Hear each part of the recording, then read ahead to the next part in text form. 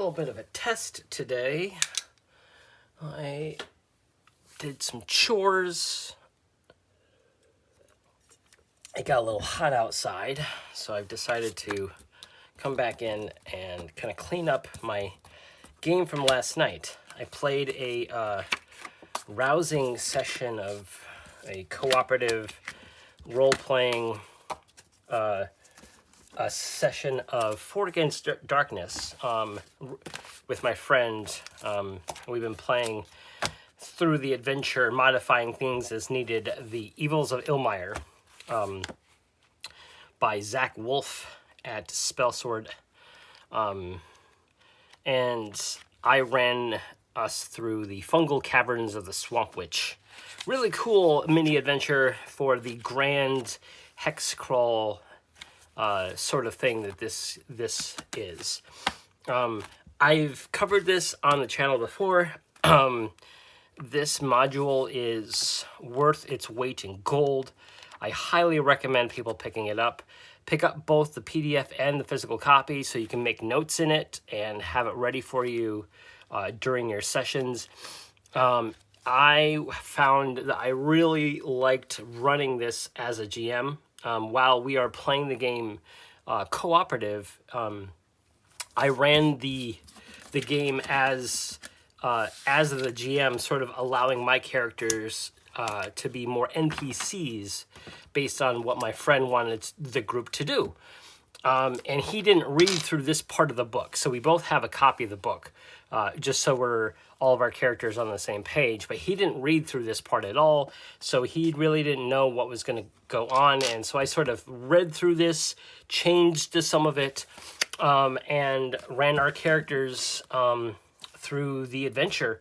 And our intrepid heroes, Pathfinder, a marksman, Alan Greycape, a wizard, Ragnar, a centaur barbarian, and Pike, a fairy. They were able to get through the fungal caverns and get what they needed for their quest, and they were able to unbind Vasethra with a ritual, and it was fun. It was a lot of fun to run, a whole lot of fun to sort of surprise my friend on something that we normally don't do, because we usually both make all the choices in the game. And so it was kind of fun to do sort of a GM-led co-op adventure, if you will. And I haven't done that in a while, so it felt really good. And so while I'm picking things up here, I just decided to check in with people and more of just kind of ramble on. And my son got me this. He went to where I live. There was a con, a local con, and he bought this at one of the artist's booth, and it's a resin printed, or sorry, a 3D printed dice tower. So you can, well, it gets caught in the bottom sometimes because it got rounded. I don't know how that happens when this obviously was on the flat surface for the print. But yeah, so I kind of tip it forward a bit when I use it. I don't think I'm going to use it here because it's a little loud, but I do like the novelty of it, and I love the fact that my son thought of me when he went to the con. So that was cool. A nice little purchase. And he also got me a dice jail, which was kind of cool. But for today, I don't know really what I want to do. I just wanted to pick up my desk a bit. It's the chores outside kind of got a little hot, and so I didn't really want to continue that. And I have iced tea this time because it's warm. So it is sun tea that I make. I think I'm going to set up for my next session of Starforged. I don't know if I'm going to be playing it today, but I'm definitely going to be setting up. So I guess you can see how I set things up and all that jazz. I guess while I'm doing this, I guess I could ask a few questions, and if people want to leave their thoughts on the comments, that's fine. When people play their own solo games, and they find a game that really resonates with them, how do you choose a game that you want to play over others? I have so many games. I have, Shadow Dark is right there. I have Iron Sworn. I have most of the editions of D&D. I have a lot of the Free League, publishing games, Mutant Year Zero, all the way up through Coriolis, and others, Vaesen, etc. A lot of indie developer games like Courier and Entity RPG. And along with all that, so a lot of third-party sort of drop-in adventure modules and things that you can use in any system. And maybe it's been more on my mind because I now create what the youth are saying is content, if you will. But I am more doing this for myself, and I notice that sometimes I'm like, well, I don't really want to play Starforged, but what else do I want to play? And then I start something, and I get into like one session, and I'm like, okay, that's fun. That's not too bad. But then what happens is I'll get halfway through the session, and I'll be like, I'm not really feeling it. It's kind of like booting up a game or a movie and getting like 20 minutes in and going, I'm not feeling it. But for most of that sort of, at least for my experience, when I start watching a show or a movie, less so a book, that's easier for me to drop. But I'll finish the movie, but I'll have thought afterward. I'm like, I really didn't want to watch that then, but I did it anyway because it was just convenient. With the more intensive sort of thinking games that you have to make choices and create characters, and there's more back and forth reading between the rules and what you want to do. I find that every time that I make a choice, it pauses the fiction of what I want to do, and then I just stop playing. And then I decide I don't want to play it. But then 20 minutes later, I'm like, why did I stop playing? I don't know. I'm definitely rambling. I think this episode is going to go on rambling, my rambling playlist. But I was finding that the case when I sat down to play another session of Kernathalis. And I set it all up. Then I had to go do some real world things, and then I came back and I sat down. And my first roll was a really bad encounter roll, and I didn't start rolling any dice for combat or to do surprise. And I was like, why am I doing this? I don't want to play this game right now. It's because it's set up, and that's why. So I'm trying to make a better effort to focus on a game that I like and then not worry about diversifying. I worry about that for my own sake, and then now that I am putting stuff out there into the ether so other people and strangers can watch it, enjoy it. However, I can't help but think about, creating, different things for people to engage in. And I guess that is a little bit of that sort of trap that I have fallen into with content creation, I guess. I didn't want to fall into this trap, but I did. So now I'm trying to dig myself out of that so I don't fall into that. I don't want to spread myself out too thin, and I definitely don't want to engage in something I'm not really into. And I know for a fact, watching people play things that they're not into is really not fun.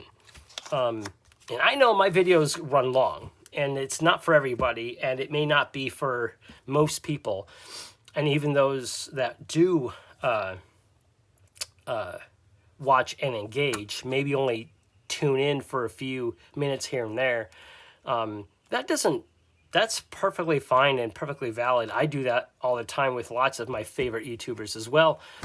It's just not a concern of mine, but I do worry that my sort of not feeling it in that moment will come across. And I don't want that. I want me to enjoy the games that I'm playing and to have that enthusiasm captured. Because that's ultimately my it's not a goal, but it's ultimately my sort of opinion that I think people should play games because they want to have fun. And if you're not having fun, then you shouldn't be doing it.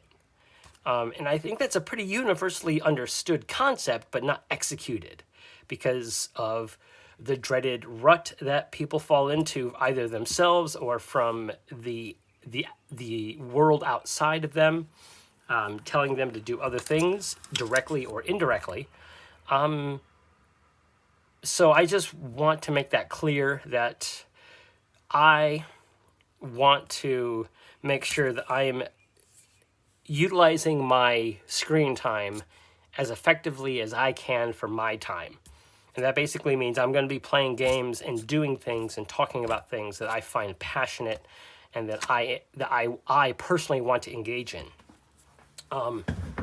That being said, I am not without a not without or I am the can't think of the phrase off the top of my head, but conversation, perfectly fine having that. If people want to engage and suggest different things and different methods and different ideas, I'm all up for that. It is a matter of if I'm capable of mentally getting into something. If someone wants to suggest something, that's wonderful, fantastic. It just may not be my thing, and that's okay. So yeah, I'm going to set this thing up here. I went on a ramble, of course. I can't help it. I don't know what is up with that. But it is what it is. All right, Ironsworn Starforged, my Starsmith, my things here.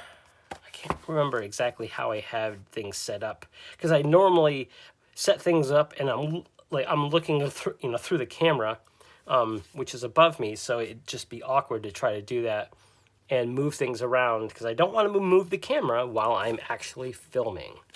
So what I guess I should walk through on what exactly I do. So I have this little thing. This is it's a stand for your phone. Could be used for an iPad mini or similar small tablet, but it's not that heavy. It's meant for a phone use, and I actually have it here, right there, when I am having conference calls and stuff with my fellow gamers online. But on that I keep the Ask the Oracle table and Pay the Price cards just right up there for easy reminder that it's a thing, and also just I can just roll and look without flipping through anything or going to the things here, and then I usually have these guys kind of like this. So I have my assets and stuff right there. And here I usually put, hopefully I don't hit the thing, I'll put my thing like that. And I need to put this guy there as well. That means I need to move these guys. So this needs to go right just like that. This I'll put sideways just a little bit. And then these guys can fit all just like that. Okay. While I'm setting up, I usually have like other music going on and stuff, but I'm not going to be doing that. All right, so let's put I can't remember what I was doing first, but I guess I'll just leave this like this with my selected pencil and eraser. If you notice, all of the accoutrement that I use is blue themed. I even have my blue dice that I'm going to choose. And it's usually the same because for visibility for my sake, I use this nice, I don't know, speckled, I guess. It's not quite speckled, but it's shimmery. Cerulean blue, I think. If you know colors, let me know. I don't know colors very well, but this is a very beautiful blue. And then I also use this D20. This was one of my first sets of die. This was the Chessex set from, I want to say 2014 I got in a bag of Chessex dice. And this was the full Chessex set. I got the whole set of these ones. And these are really nice. And I'll use this as let's see, let's do this one. And I want to use this one. So, yep, these are the two I use for my challenge die. And I believe I'm going to use this as my action die. And this is the D20 that I use for the tables and such for the Vaults of Varn. Because the Vaults of Varn is a D20 system that's based off of Knave, I believe. But as we know on this campaign, I've been using it mostly for lore and tables and such like that, and using primarily all the rules for the game through Starforged. And so now I picked my dice out. I don't think I need any other dice, but if I do, I usually keep it right there in my little handy dice vase or container. I am trying to be better about my mouth sounds. I don't think about that myself while I'm playing, but I know that it does bother some people, and that's fine. I will endeavor to be better about that. Okay, so I'm just going to look at it through the lens real quick. That looks pretty good, actually. This is usually how I have things set up. And actually, we do have a total of 2 XP that we could spend on upgrading a current asset. Let's look over that right now, between sessions, if you will. The hover bike is fully kitted out. Firebrand is also 1 level up. When you endure harm and score a strong hit with a match, you may instead ignore the harm and take fire equal to the amount of harm faced. I keep forgetting about that. I really should remember that. I could upgrade it again. When you have at least 3 fire, you may gain ground or strike by unleashing hell. If you do, take an automatic strong hit and mark progress. Then set your priorities. Ooh, so this is like a one and done thing. You know, that would be really interesting in those long drawn out fights that just, I can't quite get the initiative back, right? The term is bad spots and in control. If I am not in control, I could use that. That would be interesting to choose that to level up.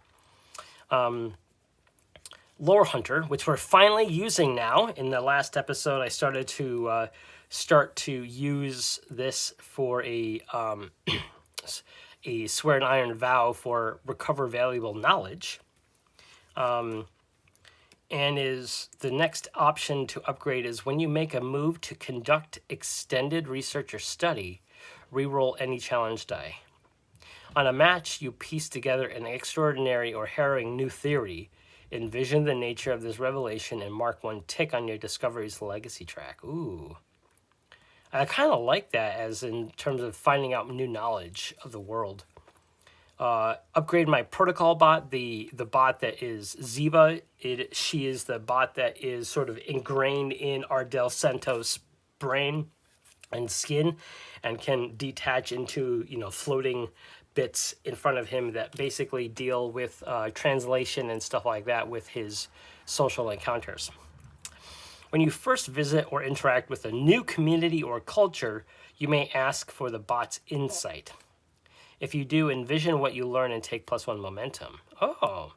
So like once per like new culture, or like once we find out like a new town, I can ask the bot's insight and I add momentum to it. That's cool. I kind of like the options of upgrading either the firebrand to the last bit there, or when you make a move to conduct research. I'll think about that, and hopefully I'll have made a decision for next session. But I think that's all I have here for today. I just wanted to tear down my desk and not just keep it all ramshackle, and then have it prepped for my next session of Starforged, which hopefully might be sometime this weekend, but I got a birthday to host and doing a bunch of outside grilling and things like that. It is that season after all. All right, folks, I guess that'll be it for today. Until next time, I'll see you on the flip side. Peace.